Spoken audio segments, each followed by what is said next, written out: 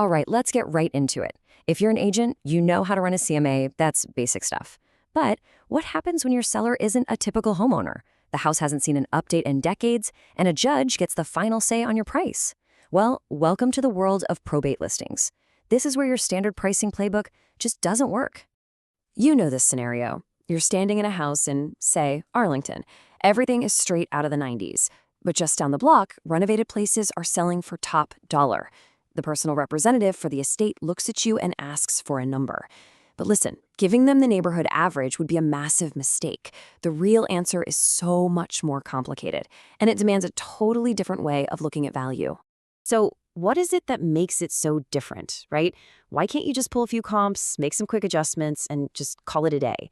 Well, it really boils down to three huge factors that you just don't see in a normal sale: who you're talking to, the condition of the property, and the clock. Okay, first things first, let's talk about your audience. In a standard deal, your goal is to make the homeowner happy, to show them the potential. But here, your main audience isn't even the seller, it's the court.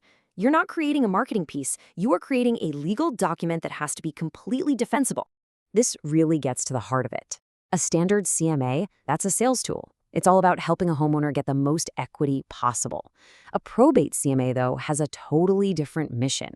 Its audience is a judge, and its only goal is to establish and defend fair market value. I mean, these two things are worlds apart, and that requires a completely new mindset and, frankly, a lot more documentation. And yeah, let's talk about who this seller actually is. It's not someone with 30 years of memories baked into the walls. Nope. The seller is an executor or a personal representative. They have what's called a fiduciary duty to the estate. That just means they aren't driven by getting the highest possible price. They are legally required to get a fair price and prove it. This completely changes your role from salesperson to an objective expert. Now, this whole legal framework has a direct line to how we have to look at the property's condition. Probate homes, man, they're often like little time capsules, right? Full of years and years of deferred maintenance. Your job isn't to price the dream of what it could be. It's to price the reality of what it is right now. And we're not talking about a tiny adjustment here. We're seeing real data right here in Jacksonville that shows these inherited properties sell for 12 to 18% less than renovated comps in the exact same neighborhood. So for that $340,000 property, we're talking about a $50,000 to $60,000 haircut right off the top. That is a number you better be ready to explain. So where does that huge discount even come from? It's not just a coat of paint. We're talking about the big ticket items that buyers spot from a mile away. Kitchens and bathrooms from another decade, a roof that's seen better days, an ancient HVAC system, maybe even some foundation problems. A probate CMA has to put a number on these things because you can bet the buyer is. And here's that Arlington example, laid out visually. On the one side, you've got the neighborhood's potential, that renovated comp at $340. And on the other, you've got the reality of your property. Your entire job with this probate CMA is to build a rock-solid, data-driven bridge between these 2 points, explaining every single dollar of that difference. Now, beyond the physical condition, there is another massive factor that crushes value: time. But we're not talking about market time. We're talking about the court's time. And here's a tip: you can't negotiate with a court's calendar.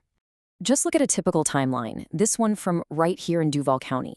An offer gets accepted. Great, but the sale is not final, not even close. A court hearing has to get scheduled just to confirm the sale, and that can take anywhere from 4 to 8 weeks. Now put yourself in the buyer's shoes. That is a huge amount of time to be in limbo, with your deposit tied up, unable to lock in a mortgage rate. That risk, it has to get priced into the offer. And the numbers absolutely back this up. Properties that require court confirmation take, on average, 23% longer to close. That extra time adds risk, and risk always reduces what a buyer is willing to pay. The bottom line is, your CMA has to account for this delay, because it directly hits the property's marketability. And finally, there's the human element. Honestly, this can be the trickiest part of the whole deal. Just imagine a situation in San Marco. 4 siblings inherit a house. One wants to sell it fast for cash, another wants to fix it up, a third thinks they should run it out. You can just feel the chaos, can't you? This is where your CMA stops being just a pricing tool and becomes a peacemaker. By giving them objective data, Clearly documenting the home's condition with photos, with notes, and justifying your price with facts, not feelings, you create an anchor of reality in a sea of emotion. It gives that personal representative the third-party proof they need to get all the heirs on the same page.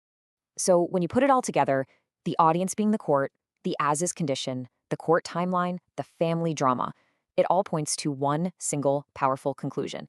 In a probate sale, your comparative market analysis is, for all intents and purposes, a legal document. It has to be ready to withstand scrutiny from lawyers and a judge. So to be truly defensible, it has to check all these boxes. You need meticulous documentation of the property's condition. You need a clear justification for your value that a judge can look at and say, okay, that makes sense. It has to be that objective anchor for the family. And it has to factor in those court timelines.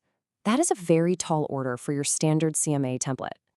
Let's be honest, trying to build this kind of rapport with the usual tools is like trying to build a house with only a hammer. I mean, you can try, but the final product just isn't going to be what's needed for these kinds of high-stakes situations. You really need an approach that was designed from the ground up for these challenges.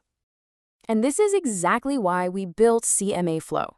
It's designed to systematically capture all of these critical details, the condition, the court timelines, the heir dynamics, and then weave them all into one single defensible report.